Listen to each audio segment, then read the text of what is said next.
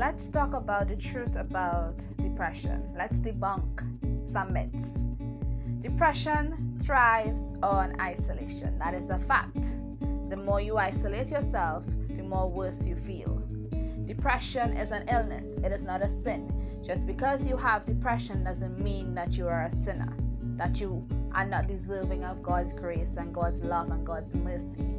Depression can be helped with prayer and counseling. Prayer can help you with depression, but someone who has the skills and resources to help you cope through your depressive moods and depressive states can also help. Therapy works. Depression is not the fault of the person who is suffering.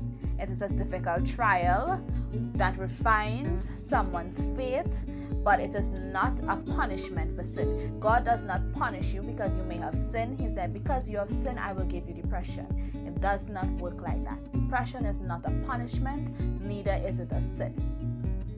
And one thing I would like to say is the church community should be a safe environment for people to discuss and to have discussions and raise awareness about mental health without casting judgment. Because he who have not sinned, let them cast the first stone. We all have sinned, and I'm not saying depression is a sin, but I'm saying we all suffer with something. We all went through something. We all face something in life, and at the end of the day, we are not more righteous than one.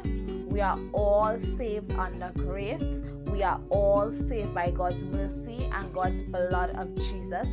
So we are not here to judge, but we should have an open, safe environment as Christians to help other Christians who may be suffering with depression, that we can listen to them and we cannot gossip about their mental health, but we make a safe place for them to feel safe with their feelings and with their problems.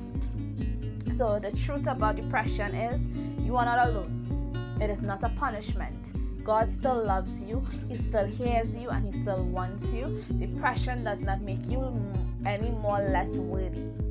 You are still loved. You are still wanted. You are still valuable. And you can still do anything that God tells you you can do. And I can tell you, depression doesn't just come from the congregation. Depression can be with leaders as well. Leaders who have mass followings can have depression as well. And sometimes depression is not by how a person looks, because not every person who smiles is happy. And not every person who says that they're happy is happy. So I want you to be a light in someone's life and be someone's listening ear. And if you have the emotional capacity, you can help listen to someone without judgment. Depression, we can overcome this with the blood of Jesus and with counseling. I love you guys.